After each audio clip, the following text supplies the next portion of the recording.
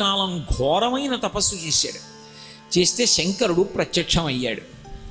చిత్రం ఏమిటంటే పరమశివుడు ప్రత్యక్షం అయ్యేసరికి ఎముకలు తప్ప శిలాదుడికి ఏమీ మిగలలేదు. మిగిలిన ధాతువులన్నీ పురుగులు తినేసి, ఆ రోజుల్లో అస్థిగత ప్రాణం కాబట్టి ఎముకలుంటే ప్రాణం ఉంటుంది కాబట్టి ప్రాణంతో ఉన్నాడు. పైనంతా పుట్టలు పట్టేసి ఉన్నాయి. శంకరుడే వచ్చి ప్రత్యక్షమైన బహిర్ముఖుడు కాలేదు.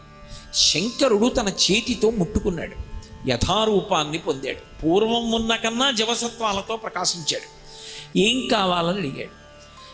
అడిగితే అప్పుడు పరమశివుణ్ణి ఉద్దేశించి అడిగాడు, పరమశివ సుతు అయోనిజు, అలాగే నాకు ఓ పరమశివ సుతుడు కావాలి, కొడుకు కావాలి, వాడు అయోనిజుడు కావాలి, అలాగే వాడికి జరామరణములు ఉండకూడదు, అటువంటి 3 లక్షణములు ఉన్నవాడై ఉండాలి, దానికి తోడు నీకు జోకకు వానిన్ నీతో సమానమైనటువంటి వాడు అయి ఉండాలి, నిగ్రహానుగ్రహ శక్తిలో నీ అంత తేజస్సు ఉండాలి, చూస్తే ముమ్మూర్తుల నీలాగే ఉండాలి, శివుడెవరో నందెవరో తెలియకూడదు, అలాంటి కొడుకునివ్వాలి, అలాంటి కొడుకుని నాకు కటాక్షించు, అలాంటి కొడుకుని నాకు ఇస్తే అప్పుడు నేను కృపతో నాకిమ్మో మురిషద, నువ్వు కానీ దయతో నాకు అటువంటి కొడుకునిచ్చావా మురిసిపోతాను.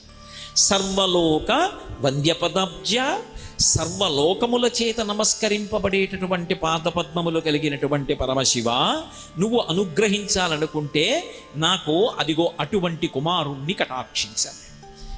ఆయన ఒక్క చిరునవ్వు నవ్వన్నాడు, సుతుడు కావాలి, వాడు నీ కొడుకు అయ్యి ఉండాలి, అయోనిజుడయ్యి ఉండాలి, జరామరణములు లేనివాడయ్యి ఉండాలి, నాతో సమానుడయ్యి ఉండాలి, ఇటువంటి కొడుకు కావాలి.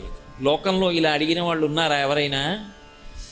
భక్తికి ఎంత పరవశించిపోతాడు పరమశివుడు అన్నదానికి పరాకాష్ఠ నందీశ్వర వృత్తాంతం. తథాస్తు. ఇప్పుడు అయోనిజుడు కదు పుట్టాలి, భార్య కడుపులోంచి వచ్చేవాడు కాకూడదు. శిలాదుడు సంతోషించాడు, వెళ్ళిపోయి ఆయన ఒక యజ్ఞాన్ని సంకల్పం చేసి యజ్ఞం చేస్తున్నాడు. ఆ యజ్ఞం చేస్తూ ఉండగా ఆ యజ్ఞకుండంలోంచి అకస్మాత్తుగా అగ్ని 1000 సార్లు దాని కాంతి పెరిగిపోతే ఎలా ఉంటుందో అంత కాంతితో ఒక బాలుడు పైకి లేచాడు. లేచి యజ్ఞకుండంలోంచి బయటికి వచ్చాడు. ఓ శివానుగ్రహంతో నాకు ఈ కుమారుడు కలిగాడన్నాడు. వాడికి ఉపనయనం చేశాడు, వేద విద్య అంతా నేర్పించాడు, పెరిగి పెద్దవాడు అవుతున్నాడు. పరమశివుడు చిన్న పరీక్ష పెట్టాలనుకున్నాడు. మహర్షుల్ని పంపించాడు.